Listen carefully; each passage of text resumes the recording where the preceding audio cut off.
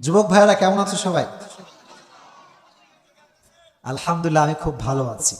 তো তোমরা এই সেলফি নিয়ে এত পাগল কেন? তোমাদের এই সেলফি খেলায় রাস্তায়ও চলা যায় না, রেস্টুরেন্টে বসে খাওয়া যায় না, খালি সেলফি আর সেলফি। আচ্ছা, এখানে নিয়াত করেন যে আমরা সেলফি তুলতে আসি নাই, এসেছি কার জন্য?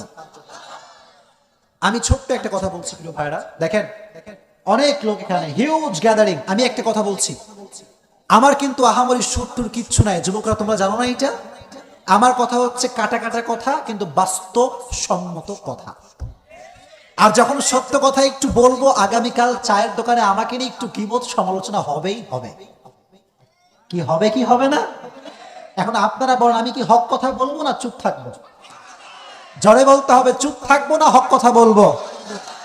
হক কথা বললে কিন্তু সাপোর্ট দেওয়া লাগবে প্রিয় ভাইরা। সাপোর্ট দিবেন তো ইনশাআল্লাহ? মাশাআল্লাহ, হাত নামা। এই জোশ শেষ পর্যন্ত থাকা চাই, ঠিক আছে ইনশাআল্লাহ? আজকে রাত যেহেতু বেশি হয়ে গিয়েছে, আমরা লম্বা চড়া তাফসীর করব না। আজকে আমাদের আলোচনার সেন্ট্রাল থিম বা সাবজেক্ট ম্যাটার, মূল আলোচ্য বিষয় হচ্ছে সবর, পেশেন্স, ধৈর্য। আলোচনার মূল বিষয়টা কি? আরে ভাই বলেন না, আলোচনার মূল বিষয়টা কি? আপনারা জীবনে শান্তি চান কে কে? দেখি হাত তুলেন তো। সবাই সুখ চান তো ইনশাআল্লাহ? আজকে সুখী হওয়ার ফর্মুলা বলে দেব ইনশাআল্লাহ। সবরের প্রথম আয়াত আমি খুতবার শুরুতে তেলাওয়াত করেছি। আল্লাহ তাআলা বলেছেন, ইন্নামা ইউওয়াফাস সাবিরুনা আজরাহুম বিগাইরি হিসাব। আল্লাহ তাআলা বলেছেন, কিয়ামতের কঠিন ময়দানে যখন সবাই পেরেশান, তখন আল্লাহ রাব্বুল আলামিন ছোট্ট একটা কাতার বের করবেন, ছোট্ট একটা সংখ্যা বের করবেন। আল্লাহ বললেন, অমুকের বেটা অমুকে দাঁড়াও, তমুকে দাঁড়াও। আল্লাহ দাঁড় করাবেন। সবার মাঝে যখন আল্লাহ দাঁড় করাবেন, সবাই ভয় পেয়ে যাবে, হায় হায় আমার অপরাধ মনে বেশি হয়ে গিয়েছে। আল্লাহ বলবেন, তোমরা তো সেই বান্দা যে বান্দা দুনিয়ার জমিনে ধৈর্য ধারণ করেছো, আমি আল্লাহ আজকে তোমাদেরকে বিনা হিসেবে জান্নাত দিয়ে দিলাম। ইন্নামা ইউওয়াফাস সাবিরুনা আজরাহুম বিগাইরি হিসাব। বিনা হিসেবে জান্নাত, এর চাইতে বড় সৌভাগ্যের বিষয় কি আর হতে পারে? কিন্তু আমাদের অভ্যেস দেখেন, আমাদের ভেতরে অধিকাংশ মানুষের মুখে আমরা সবসময় এরকম কথা শুনি যে আল্লাহ মনে হয় মানুষ আর পায় নাই রে, সব বিপদ খালি আমার উপরেই আসে। এরকম কথা সমাজে আছে না নাই? মনে রাখবেন, যার বিপদ বেশি আল্লাহ তাকে ভালোবাসেও বেশি। সুবহানাল্লাহ। যার উপরে যত বেশি বিপদ, যার যত বেশি ডিপ্রেশন, আল্লাহ বলে, বান্দা তোরে আমি তত বেশি ভালোবাসি, হতাশ হওয়ার কোনো কারণ নেই। সুবহানাল্লাহ।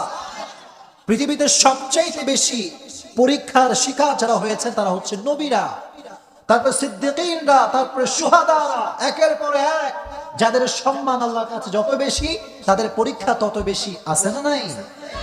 পরীক্ষা দিতে পারবেন তো ইনশাআল্লাহ? মুরব্বীদের জন্য সবর হচ্ছে সন্তানের ক্ষেত্রে, কারণ বাংলাদেশে maximum young people they are addicted about ganja, cigarette. কি ঠিক কিনা বলেন প্রিয় ভাইরা? আর আফসোসের বিষয় আমি কি বলবো প্রিয় ভাইরা, ধৈর্য কোলায় না। এই জন্য কোলায় না যে যুবক যেমন বিড়ি টানে, মুরব্বী এলাকার ভেতরে বিড়ি টেনে ঘুরে বেড়ায়। না, সাতক্ষীরায় তো এইসব নাই। সাতক্ষীরায় তো এইসব আছে নাকি? আচ্ছা, একজন মুরব্বী যখন চোখের সামনে বিড়ি টানে, যুবক মনে মনে কি কয় জানেন? ও মনে মনে কয়, জাহান্নাম মে मैं अकेला नहीं जाऊंगा, ये भी मेरे साथ ही जाएगा। এ তো সাথী একখান পাইছি মুরব্বী। এজন্য মুরব্বীদের এই ক্ষেত্রে একটু লজ্জাশীল হওয়া উচিত, কারণ একজন সাদা দাড়িওয়ালা মুরব্বী যখন সিগারেট টানে, আল্লাহ কসম একজন যুবক যখন চোখের সামনে চাক্ষুষ দেখে, তার হেদায়েতের সমস্ত পথ বন্ধ হয়ে যায়। চিল্লা ঠিক কিনা? আমি ওমরা থেকে ব্যাক করেছি গত পরশুদিন, ওমরায় গিয়েছিলাম। তো আল্লাহ তাআলা আমাকে রাসূলের রওজা দেখার তৌফিক দিয়েছেন, আল্লাহর ঘর কাবা শরীফ দেখার তৌফিক দিয়েছে। সকলে পড়ুন আলহামদুলিল্লাহ। আর যারা এসেছেন এখানে, আল্লাহ সবাইকে যেন নবীর রওজা দেখার তৌফিক দান করে পড়ুন আমিন। আচ্ছা, আপনাদের সকলের মনে রাসূলের রওজা দেখার আশা আছে না নাই? রাসূলের রওজায় গিয়ে একটা বার সালাম করবেন, এই আশা সকলের আছে তো ইনশাআল্লাহ? মনে বড় আশা ছিল যাব মদিনায়। পড়েন দেখি আমার সাথে, মনে বড় আশা ছিল যাব মদিনায়। সালাম আমি করব গিয়ে, সালাম আমি করব গিয়ে নবীর রোজায়। মনে বড় আশা ছিল যাব মদিনায়। আল্লাহ কবুল করুন, পড়া আমিন। আমরা যখন ইহরামের কাপড় পরার জন্য একটা মুস্তে অবস্থান গ্রহণ করলাম, আমার কাছে অবাক লেগেছে একটি বিষয়, যে আমি ইহরাম বাঁধার জন্য নেমেছি, বাস থেকে নেমেছি কেবল, তা আমি দেখলাম একজন মুরব্বী, গায়ের চামড়া একদম প্রায় ঘুচিয়ে গিয়েছে, চামড়াগুলো আর টনটনে নেই। দেখলাম ইহরামের কাপড় পরে আছে, কিন্তু দাঁড়ায় থেকে সিগারেট টানতেছে। নাউজুবিল্লাহ পড়লেন না প্রিয় ভাইরা? তার কাছে সিগারেট টানা this is very natural matter, কোনো ইস্যুই না তার কাছে। তো এখানে এরকম অনেক মুরব্বী থাকতে পারেন যারা বিড়ি সিগারেটের নেশায় আসক্ত। আল্লাহ যেন আমাদেরকে বিড়ি সিগারেট থেকে বাঁচার তৌফিক দান করে, পড়া আমিন।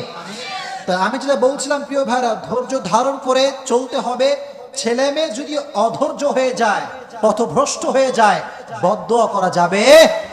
আল্লাহ তুমি আমাদের সমস্ত আব্বাজানদেরকে ধৈর্যশীল হওয়ার তৌফিক দান করে দিও, পড়া আমিন। আর যারা যুবকরা এসেছো প্রিয় ভাইরা, তোমরা আজ থেকে ধৈর্যশীল হয়ে চলবা তো ইনশাআল্লাহ। যুবকদের একটা কথা বলি প্রিয় ভাইরা, শোনো, তোমরা যারা যুবক, যাদের বয়স 20, 22, 23, 24, এরা অধিকাংশ আজকে ছেঁকা খেয়ে বেকা হয়ে গিয়েছে। এই এলাকায় নাই, অন্য এলাকায় আছে হয়তো বা, এই এলাকাতেও আছে নাকি প্রিয় ভাইরা? মনে রাখবেন, ধৈর্যশীল বান্দারা কখনো ছেঁকা খেয়ে বেকা হতে পারে।